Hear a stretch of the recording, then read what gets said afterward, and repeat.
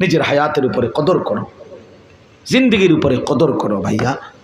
আত্মপরিচয় বুঝা, নিজেকে চিনা বহুত বড় নেয়ামত, বহুত বড় নেয়ামত।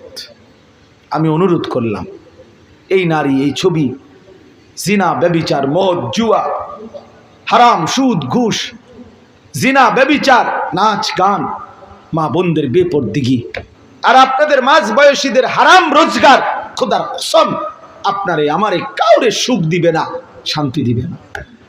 কোনো হারামখোর সুখে নাই, কোনো সুদখোর, বাটপার, ঘুষখোর, কোনো প্রতারক, কোনো ওজনে কম দেয়, মানুষকে ঠকায় এমন সিটার একটাও সুখে নাই, একটাও সুখে। আরে বেটা, চ্যালেঞ্জ করলাম বেটা, আমি চিনি বেটা, ওই ঢাকা শহরে জুমা পড়াই বেটা, বড় লোক আমি চিনি বেটা, বহুত মোটা তাতা বেটা, হইতে আমরা চিনি বেটা। হাসে যেন আমার তো মনে হয় ফরমালিন, হাসে যে এটা ফরমালিন, অথবা লোনে আসে, মানে কোম্পানি টিয়া পায়, হাসে, হাসিটাও লোনে।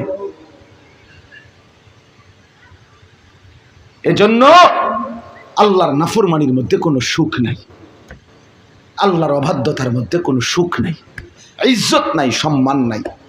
আল্লাহ আমাদেরকে গুনাহ ছেড়ে দেওয়ার তৌফিক দান করে। প্রতিটা মাহফিলের মাকসাদ বাবা শুধুমাত্র প্রদর্শনী না, লোক জমানো মাকসাদ না, জিন্দিগি বদলানো মাকসাদ।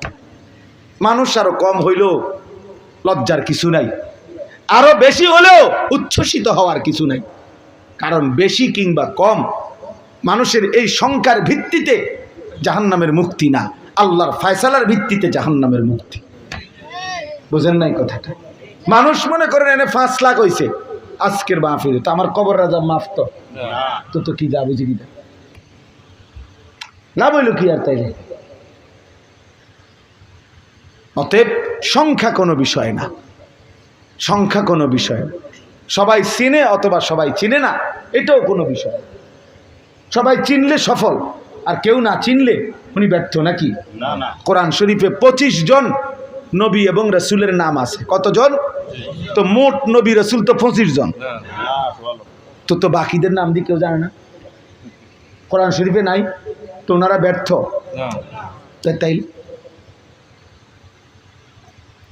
1.25 লক্ষের চাইতে বেশি সাহাবী বিদায় হজ্জের মাঠে নবীজির সাথে ছিল। পৃথিবীর কোনো কিতাবে 10,000 সাহাবীর নাম একসাথে নাই। একেবারে বাড়ি চালান দিলেও খুঁজে পাইত না, বাড়ি চালান পৃথিবীর কোনো কিতাবে আপনি শুনছেন আছে?